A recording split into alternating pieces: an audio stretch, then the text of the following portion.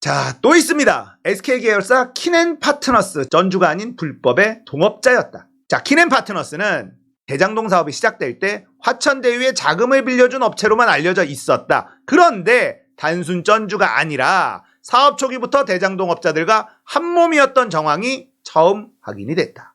키넨은 최기원 행복나눔재단 이사장의 개인 투자 회사인데, 최기원은 채태원의 여동생이에요. 키넨파트너스가 개발 정보 미리 알고 불법 가담해서 1,000억 원대의 수익을 거두게 됩니다. 자, 키넨파트너스, 키넨이 화천대유에 빌려주거나 투자한 돈이 492억 원인데요. 이게 최기원, 채태원 여동생의 호주머니에서 나왔어요. 근데 여유 자금을 투자한 게 아니라 SK 주식을 담보로 대출까지 받아서 화천대유에 이 돈을 밀어 넣었다는 겁니다. 대장동 개발 사업자 선정 이전에 알기 어려운 특혜성 정보를 키넨이 미리 알고 있었다는 정용학의 진술이 있습니다. 키넨은 화천대유에 492억을 투자하고 1,000억에 이르는 수익을 내요. 대장동 A1, A2 블록에서 아파트를 짓고 남긴 수익 대부분을 키넨에게 줬다.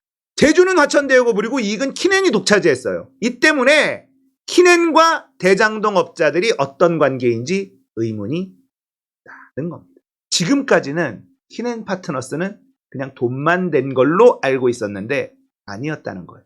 유동규가 대장동 업자들에게 서판교 터널 개통 정보를 제공해요. 정영학이 대장동 사업에 있어서 핵심 호재인 서판교 터널 개통 정보가 유동규로부터 김만배에게 전달됐어요.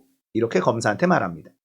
터널이 공식화된 건 2016년인데 2년 전에 유동규가 미리 말해줬다는 거예요. 대장동 분양 아파트 대부분 완판된 게 이 터널 개통 덕분입니다.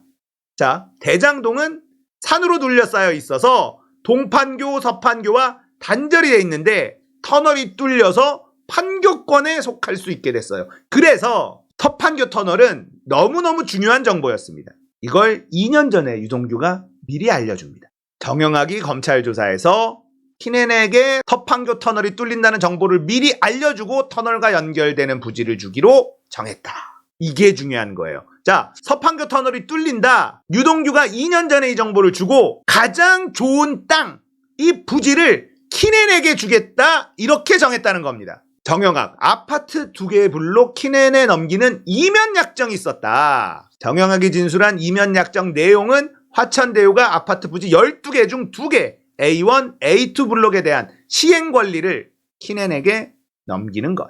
둘이 맺은 이면 약정으로 실제 주인은 키넨이었다는 겁니다. 화천대유가 아니라 실제 주인이 키넨인 이면 약정이 있었다. 도시개발법상 부지 매매는 불법이에요. 이 2개 블록의 아파트를 짓고 키넨이 가져간 분양 수익이 1,000억 원대. 이 2 블록, A1, A2 블록은 서판교 터널에서 가장 가까운 알짜배기 단지다라는 거. 이쯤에서 한번 우리가 쉬어가면서 생각을 해봅시다. 왜 화천대유는 키넨에게 이 알짜 땅을 줬을까? 왜 그랬을까?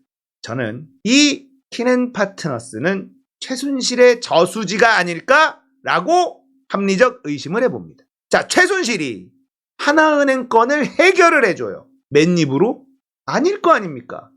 그리고 채태원 사면을 최순실이 해줬다는 정황은 이미 다 알려져 있습니다. 고영태가 박근혜 대통령이 채태원 사면을 얘기하기도 훨씬 전에 채태원이 사면이 된다는 걸 알고 있었다. 그건 최순실이 채태원의 사면을 결정했다라는 증거다. 자, 이건 다 알려진 사실인데 채태원의 사면을 이 카드로 키넨파트너스 돈을 집어넣고 거기에다가 이익을 때려 넣게 만드는 것. 자, 최순실이 하나은행 건을 해결해줬는데 맨입으로 해줬겠냐고요. 그러면 여기에서 이익을 가져가야 되는데 키넨파트너스에게 알짜배기 땅을 화천대유가 넘겨줬다. 이거 냄새가 나지 않나요?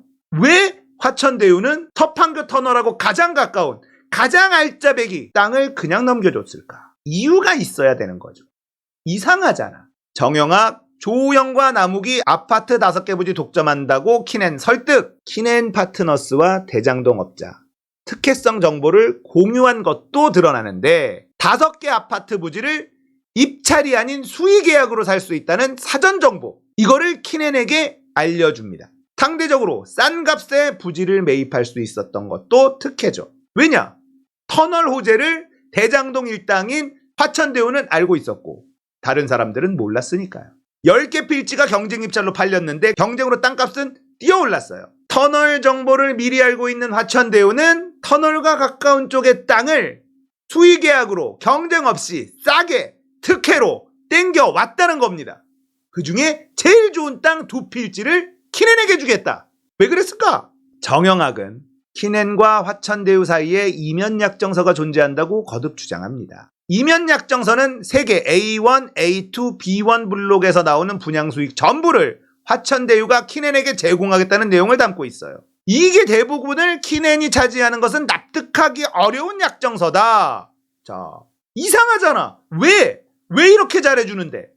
이유가 있어야 될 것 아닙니까? 키넨 파트너스가 뭐라고? 이 뒤에는 채태원 사면을 해준 최순실이 있는 것이 아니냐? 라는 의심을 시사건건은 해본다 이 말입니다. 검찰 수사 결과 키넨은 처음부터 불법적 특혜의 동업자였다.